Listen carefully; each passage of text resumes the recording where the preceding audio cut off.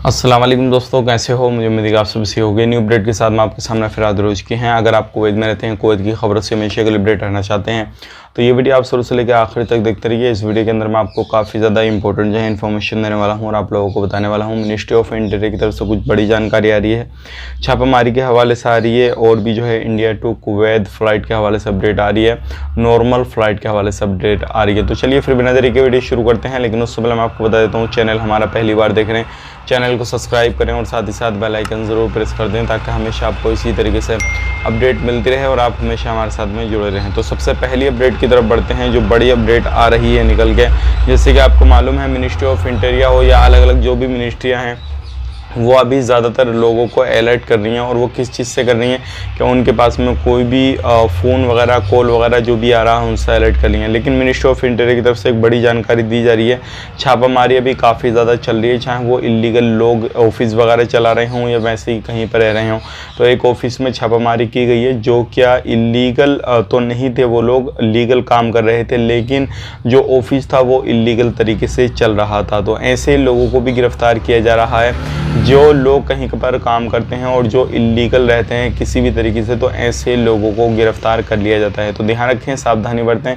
आप इस तरीके से कहीं पर भी कामकाज करते हैं तो ख़ुद को लीगल करने की कोशिश करें और साथ ही साथ जहां पर काम करते हैं वहां पर भी ये सारी चीज़ें लीगल करने की कोशिश करें, तभी आपके लिए काफ़ी ज़्यादा बेनिफिट वाली बात है। अदरवाइज आप बेनिफिट नहीं ले पाएंगे। अगली अपडेट की तरफ बढ़ते हैं। अगली अपडेट आ रही है मिनिस्ट्री ऑफ इंटीरियर की तरफ से, ये भी काफ़ी बड़ी है। मैं आपको बताना चाहूँगा, ये जो आ रही है कि आपके पास में किसी भी तरीके से ये जो है अलग अलग मिनिस्ट्रियों ने कहा है कि आपके पास में किसी भी तरीके से कोई भी कॉल वगैरह आता है और आपसे कोई भी जानकारी ली जाती है, कोरोना से रिलेटेड ली जाती है, उससे अलग ली जाती है, कुछ भी आपसे जानकारी ली जाती है, तो आप किसी को भी अपनी जानकारी ना दें, क्योंकि आपकी जानकारी किसी भी तरीके से कोई भी ऑफिस वगैरह कोई भी मिनिस्ट्री वगैरह आपसे नहीं लेता है। और ये जो सारी चीज़ें हैं फर्जीवाड़े की हो रही हैं, तो आपको कहीं पर भी अपनी जानकारी नहीं देनी है और किसी भी तरीके से, ख़ास करके वैक्सीनेशन जो आपने सर्टिफिकेट बनवाया हुआ है वो अपनी जानकारी नहीं देनी है। तो आप ध्यान रखें, सावधानी बरतें। अब बात कर लेते हैं अगले अपडेट की तरफ।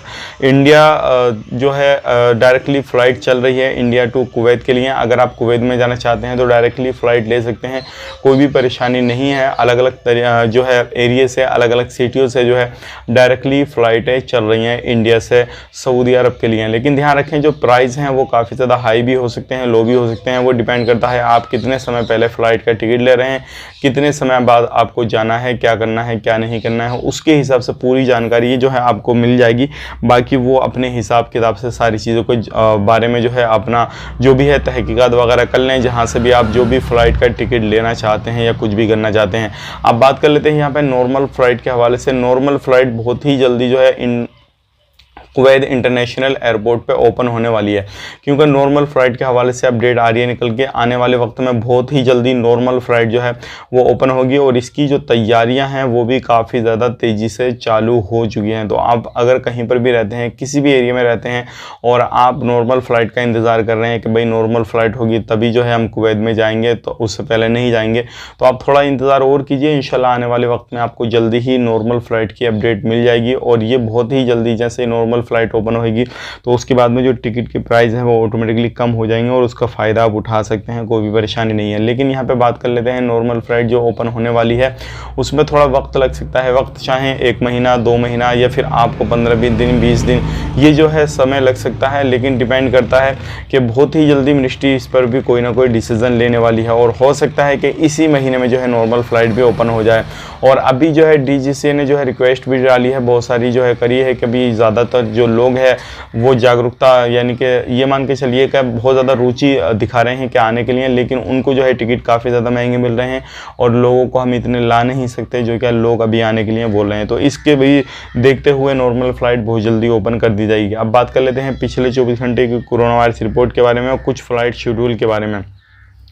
एक बंदे की मौत हुई है, टोटल मौत हो चुकी है 2453 की। 35 की नए केसेस आए हैं। टोटल जो केसेस हो चुके हैं 4,12,016 हो चुके हैं। 39 जो है रिकवरी हुई हैं।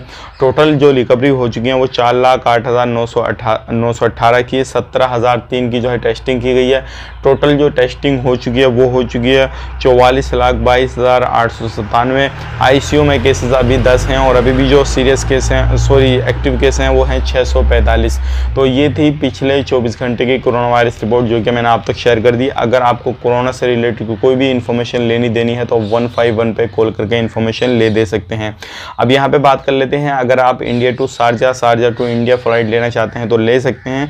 और ये जो है पूरे महीने का शेड्यूल अभी आपको मिल जाएगा और ये एयर इंडिया एक्सप्रेस के ट्विटर हैंडल पे आप जाके जो है वो चेक करते हैं। अब यहाँ पे एक बड़ी खबर आ रही है निकल के, जैसे कि मैंने आपको कुछ दिनों पहले बताया था कि बहुत ही जल्दी जो है एंड जो एयर इंडिया एक्सप्रेस है वो सेल होने वाली है और इसको जो है टाटा वाले ख़रीदने वाले हैं। तो उसको जो है ख़रीद चुके हैं टाटा वाले और एयर इंडिया एक्सप्रेस जो है वो सेल हो चुकी है। 68,000 करोड़ में जो है वो ख़रीदे हैं। तो ये एक बड़ी अपडेट थी, सोचे कि आप लोगों तक शेयर की जाए। अब बात कर लेते हैं यहाँ पे, अगर आप India to Kuwait flight book करना चाहते हैं तो भी कर सकते हैं। यहाँ पर मैं आपको बताना चाहूँगा कोझिकोड से कुवैत के लिए, विजयवाड़ा से कुवैत के लिए, और ये जो है थर्सडे को पड़ेगी। और आपकी जो है मंगलुरु से कुवैत के लिए ये वेडनेसडे को पड़ेगी। उसके बाद में कोझिकोड से कुवैत के लिए ये थर्सडे को पड़ेगी आपकी। इस तरीके से आप पूरे महीने का कन्नौर से जो है कुवैत के लिए सैटरडे को पड़ेगी फ़्लाइट, ये कराची से कुवैत के लिए, विजयवाड़ा से कराची के लिए।